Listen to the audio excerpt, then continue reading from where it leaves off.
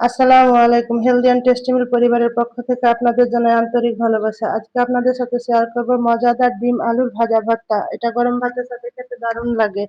এবারে কড়াইতে বেশি করে সরষের তেল দিয়ে দিলাম আর বড় সাইজের একটা পেঁয়াজ কুচি করে দিলাম। এবারে বেশ পরিমাণে রসুনের ফলগুলো দিয়ে দিলাম। এটাকে হালকা করে ভেজে নেব। তারপরে শুকনো মরিচ দিয়ে দিব। শুকনো মরিচটা খুব বেশি পরিমাণে দেব, যেহেতু ভর্তা আর ভর্তা মানে তো ঝাল ঝাল। ঝাল ঝাল ভর্তা দিয়ে ভাত খেতে দারুণ লাগে। তো বন্ধুরা, যারা আমার চ্যানেলটি এখনো সাবস্ক্রাইব করেনি, প্লিজ সাবস্ক্রাইব করে আমার পাশে থাকবেন। আর যারা অলরেডি করে ফেলেছেন তাদের জানাই আন্তরিক ভালোবাসা। পেঁয়াজ রসুনটা ঠিক এইরকম করে ভেজে নেব। এটাকে ভাজা হয়ে গেলে এর সাথে একটা ডিম দিয়ে দিব। ডিমটাকে ভালো করে পেঁয়াজ মরিচের সাথে মিশিয়ে নিব। এবার এতে স্বাদ মতো লবণ দিয়ে ডিমটাকে আরেকটু ভাজবো, খুব বেশি ভাজবো না, তাহলে ডিম শক্ত হয়ে যাবে।